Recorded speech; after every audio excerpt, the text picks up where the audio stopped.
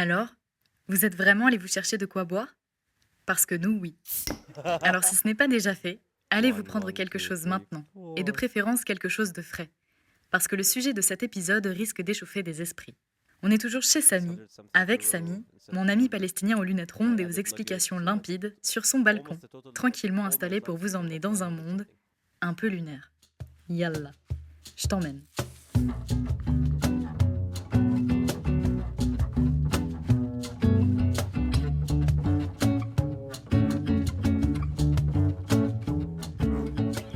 Alors, reprenons là où nous en étions si vous le voulez bien. Samy nous expliquait que... Ah, attendez, il s'allume une nouvelle cigarette, pour continuer de parfaire son air de prof qui fume dans l'amphi au gré de ses pensées. Voilà, la cigarette est allumée, Samy est paré. D'ailleurs, ce n'est pas complètement par hasard si je vous parle d'amphi. Vous allez voir que cet épisode sera un peu plus théorique et riche en informations. Alors accrochez-vous bien. Il nous expliquait dans l'épisode précédent la raison pour laquelle il s'était infligé toute cette route pour simplement aller camper sur les hauteurs du Julan. The reason why we go to Julan is because we don't have much space or safe space to go anywhere in the West Bank. Camping in the West Bank is extremely illegal. It's risky. You can face Israeli settlers. Là. Et on en avait été interrompu exactement là. Des colons israéliens. Il faut qu'on s'arrête un instant là-dessus. Comme je vous le disais, lui et tous les Palestiniens et Palestiniennes que vous allez entendre à partir de maintenant et dans les épisodes suivants, y feront constamment référence. Parce qu'eux-mêmes, ils sont constamment confrontés. Alors, arrêtons-nous 2 minutes. Qu'est-ce que vous vous imaginez derrière ce mot, colon? Peut-être que ça vous ramène au passé colonial, mais ici, c'est le présent. C'est le quotidien même. Alors c'est quoi exactement, un colon? Well, in the context of Palestine, today people refer to settlers as the Israelis who live within the West Bank illegally.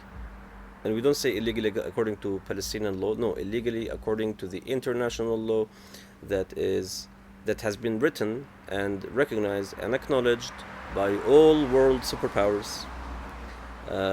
So according to this law of the superpowers, the presence of these settlers is illegal. Ça, c'est dans le contexte de la Cisjordanie. En réalité, c'est plus compliqué que ça. Mais comme nous, on se concentre sur la Cisjordanie, retenez d'abord ça. Peut-être que ça vous semble encore abstrait. Alors j'ai demandé à Samy comment on les reconnaît, ces colons. Today, the way a settler looks like to everyone, and especially to Palestinians, is a guy who their own government likes to call them civilians, but they are not at all civilians. They are people dressed in civilian clothes, but they walk around with M16s, with machine guns. Personnellement, ce qui me frappe le plus dans leur apparence, c'est leur banalité. Certains ont l'air de jeunes hippies, d'autres de mamans aimantes ou encore de businessmen accomplis, mais très souvent ils se baladent avec une arme. Et pas seulement de petits pistolets, mais aussi de grandes mitraillettes. D'ailleurs, le contraste avec la beauté des paysages m'a toujours frappé, sans mauvais jeu de mots. Il faut imaginer des paysages dont les couleurs varient au rythme des saisons, tantôt verdoyants, tantôt désertiques. Des paysages tout en rondeur, vallonnés, où les collines se suivent et ne se ressemblent pas.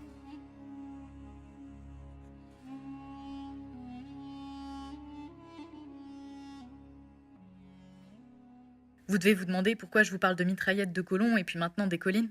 Parce que précisément, ces colons s'installent très souvent au sommet de ces collines. C'est ce que m'explique Samy.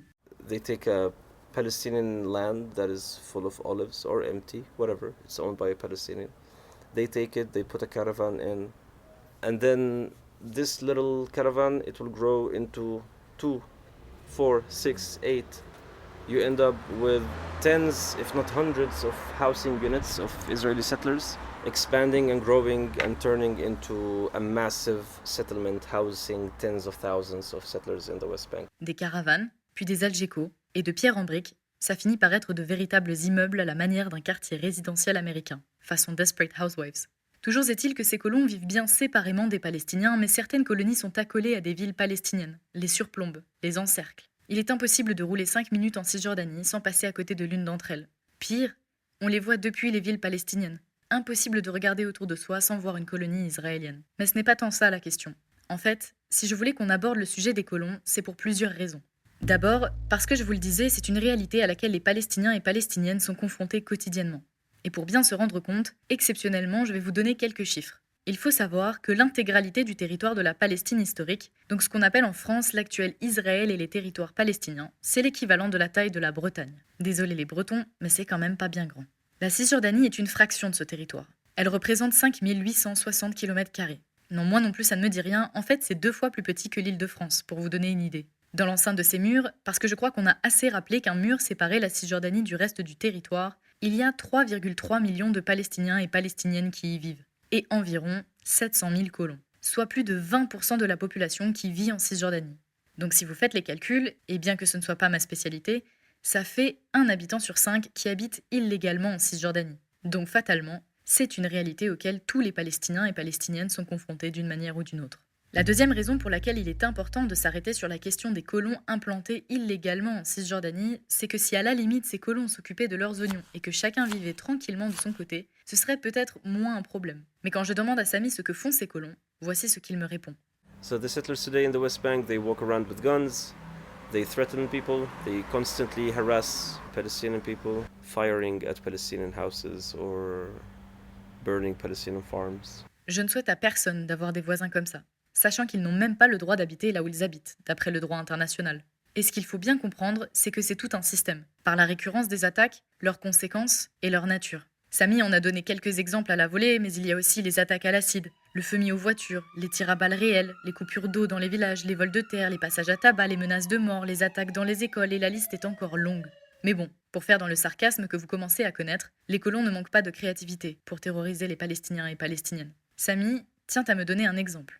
Through my work, I've heard their stories. A settler walked into his tent while he was asleep, and they had sewage water in a bucket, and they actually dropped the bucket of sewage water on him while he was asleep, and on his old mother in her sleep. Et le truc, c'est que la situation s'est aggravée depuis le 7 octobre. En attestent les chiffres, encore une fois. Depuis le 7 octobre 2023 et jusqu'au moment où j'enregistre, ce sont 1250 attaques de colons qui ont eu lieu en Cisjordanie. Et je vais faire les calculs pour vous, ça fait environ 5 attaques par jour. Avouez que ça fait beaucoup, et d'autant plus sur un territoire qui fait la moitié de la taille de l'Île-de-France. Cette semaine encore, des colons sont venus brûler des voitures à Al-Biré, la ville qui jouxte Ramallah.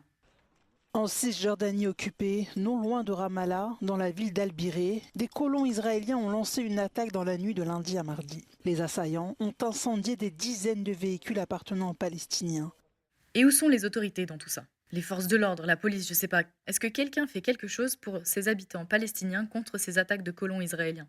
Eh bien, si vous pensez qu'une quelconque autorité tente de protéger les Palestiniens des attaques des colons, eh bien, détrompez-vous. These kind of people, they walk around with complete impunity from their government. Their government is completely supporting what they do. They fund what they do actually, and they make sure that when the settlers are attacking the Palestinians, the settlers are completely protected. So the settlers have military escort with them. Et hop, on va s'arrêter une nouvelle fois ici.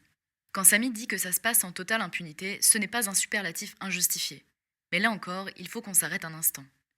Ou même un peu plus en réalité, et j'ai besoin de toute votre attention. Et pour rendre ça plus simple, on va faire comme on fait d'habitude. On va le ramener à notre réalité. Je ne sais pas où vous vous trouvez en écoutant ce podcast, mais admettons à Lyon. Imaginons que là-bas, quelqu'un vous menace de mort ou entre par effraction chez vous, bien que je ne vous le souhaite pas évidemment. Maintenant, disons que cette personne, c'est votre voisin. Un voisin d'ailleurs dont vous savez qu'il n'a légalement pas le droit d'habiter sur le terrain d'à côté. Cette terre appartient même à votre oncle en fait. Qu'est-ce que vous feriez ? En principe, vous vous rendriez à la police pour le dénoncer et porter plainte, n'est-ce pas ? Eh bien ici, en Cisjordanie, comme d'habitude, c'est une toute autre histoire. Alors il y a bien une police palestinienne rattachée à celle qu'on appelle l'autorité palestinienne. C'est celle qui avait été mise en place provisoirement lors des accords d'Oslo, dont vous avez très certainement déjà entendu parler. On ne va pas revenir en détail maintenant sur ces accords, on le fera plus tard dans un épisode pour aller plus loin, le froid d'Oslo. Ce qu'il faut que vous reteniez, c'est que tant juridiquement que dans les faits, les Palestiniens et Palestiniennes ne peuvent s'en remettre à aucune autorité. Même pas la peine d'envisager de demander aux autorités israéliennes, et la police palestinienne n'est pas compétente sur au moins 90% du territoire de la Cisjordanie. Donc, si vous êtes palestinien, que vous vivez en Cisjordanie et que vous vous faites agresser chez vous par un colon israélien, qu'est-ce que vous faites ? Rien. Et en dépit de l'existence de l'autorité palestinienne et de sa police, elle n'est pas en mesure de protéger ses citoyens des innombrables attaques de colons. Et pour les Palestiniens, et les Palestiniens seulement, pas les colons israéliens, le droit applicable dans ces zones est le droit militaire israélien. Et donc si un Palestinien veut porter plainte, il lui faudra s'en remettre aux cours militaires israéliennes. Or vous en conviendrez, des Israéliens pour juger des Israéliens qui agressent des Palestiniens, même sur le papier ça ne paraît pas bien convaincant, n'est-ce pas ? Ce serait un peu comme si un Ukrainien allait porter plainte devant les autorités russes pour une agression commise par un Russe dans les zones occupées par la Russie. Avouez que ça n'est pas très engageant. Et les chiffres sont rédhibitoires. 93% des plaintes déposées par des Palestiniens devant des cours israéliennes n'aboutissent pas. Et ça, c'est dans le cas des plaintes déposées. Vous vous imaginez bien qu'avec un taux d'échec aussi écrasant, Très peu s'aventurent à porter plainte.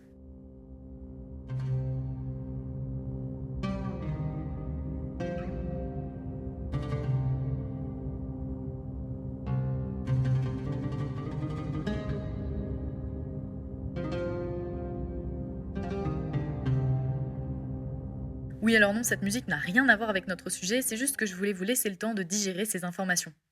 On y retourne? Ask me. Peut-être qu'il y a quelque chose d'autre qui vous a interpellé dans la réponse de Samy. Et allez, c'est pour moi, je vous la repasse un coup. These kind of people, they walk around with complete impunity from their government. Their government is completely supporting what they do. They fund what they do, actually. Hop, juste ici. Financés par leur gouvernement. Non seulement en épargnant aux colons de payer une majeure partie des services publics comme l'eau ou l'électricité, mais pas que. The Israeli government will provide them with infrastructure, asphalt road even, electricity, water, energy, and security. They will put military tower at the entrance of that outpost. Des services de sécurité et des routes construites pour les colons et seulement pour eux. Pour qu'ils puissent rouler tranquillement. Et tranquillement, ça veut dire sans Palestiniens. Des droits différents, des routes différentes, ça vous rappelle quelque chose? Et la dernière raison pour laquelle je tenais à vous parler de la violence des colons illégaux en Cisjordanie est politique. En fait, beaucoup de ces colons illégaux disposent d'une autre nationalité. Beaucoup d'entre eux sont américains, polonais, et même parfois russes et ukrainiens se retrouvent dans ces colonies. Lunaire quand on s'arrête 2 minutes sur l'information. Mais le bonus pas piqué des hannetons, c'est que certains d'entre eux sont français. Nous avons donc des concitoyens et concitoyennes qui habitent dans des colonies illégales en Cisjordanie, qui donc colonisent en toute impunité. Pire, certains se rendent coupables d'attaques dont parlait Samy. Impossible de savoir combien il y en a exactement ou ce qu'ils font et rien n'est fait pour les sommer d'arrêter, ni même de quitter les territoires palestiniens. Malheureusement, la France reste très timide.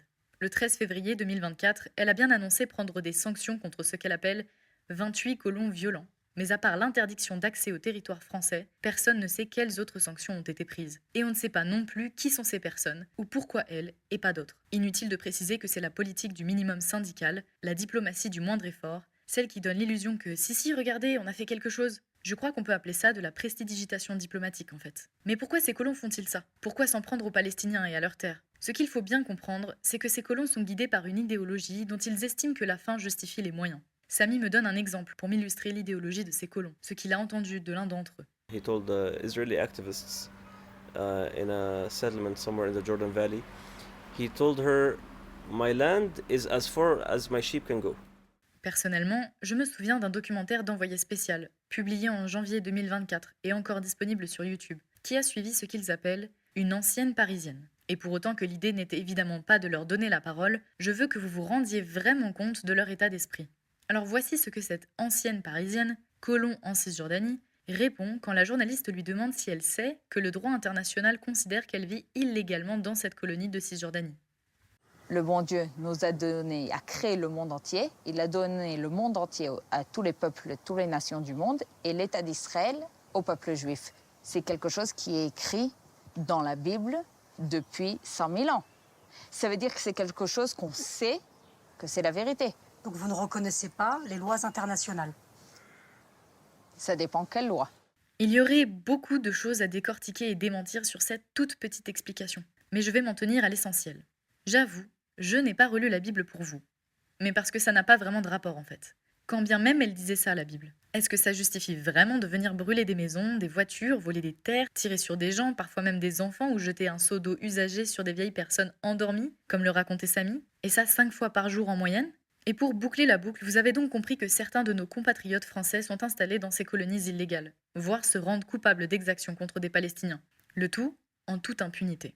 Alors, peut-être qu'en entendant tout ça, vous vous êtes posé la même question que moi. C'est quoi exactement la différence entre cette ancienne parisienne et moi? Après tout, aucune de nous deux n'est palestinienne et on vit toutes les deux en Cisjordanie, non? Du coup, j'ai posé la question à Samy. You don't have to be a non-Arab to be a settler. There are many non-Arabs living in Palestine, and they are not settlers. But we have Ethiopians, Christian Ethiopians living in Jerusalem for centuries. We have Armenians living for centuries in Palestine. We have Cherkess people from the Caucasus. These are not settlers. You are a foreigner, you're in Palestine, but you're not a settler, even if you lived here for 20 years, because you don't have the ideology of coming to settle in this land and take it over from the indigenous population and exploiting its resources on the account of the Palestinian people. Donc en fait, c'est plutôt simple. Je ne considère pas que les terres où j'habite m'appartiennent et je vis en Cisjordanie, certes, mais aux côtés des Palestiniens.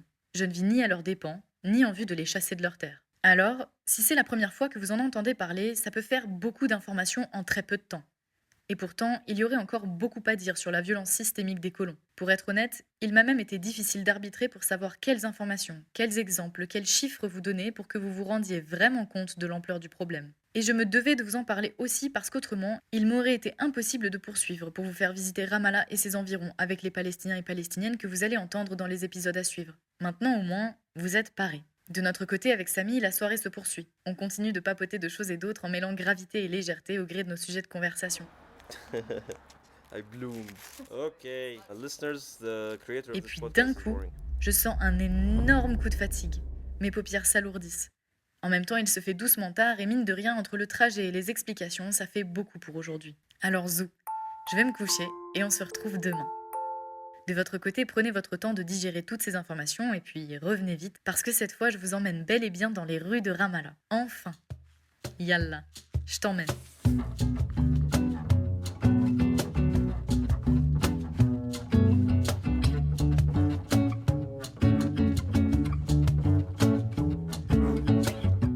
Merci beaucoup d'avoir écouté ce 4e épisode du podcast. J'espère qu'il vous a donné envie de venir à Ramallah avec moi. Exceptionnellement, et parce qu'avec Mewen, le co-créateur de ce podcast, on reçoit beaucoup de retours très positifs et bienveillants, on s'est dit qu'on allait faire un merci tout particulier à quelques-uns et quelques-unes d'entre vous qui nous ont donné de la force avec leur partage et leurs mots. On ne peut pas citer tout le monde, mais pour aujourd'hui, on aimerait remercier Léa, Marine, Hamza, Louis, Nawel et Amira. Et il y en a encore beaucoup d'autres. Merci à vous. Et puis bien sûr, je ne repars pas sans remercier celles et ceux que maintenant vous connaissez. Audei pour m'assister au studio, Karim et Ranim pour la musique de ce podcast, Sarah et Lise pour le joli visuel, Mewen comme co-créateur bien sûr, et Samy pour son temps et ses explications. Shukran jazilan. Une dernière petite précision exceptionnellement, tout ce que vous avez entendu dans cet épisode est sourcé et vous pouvez retrouver ces sources dans les notes de l'épisode. C'est d'ailleurs le cas pour tous les épisodes de ce podcast. À bientôt!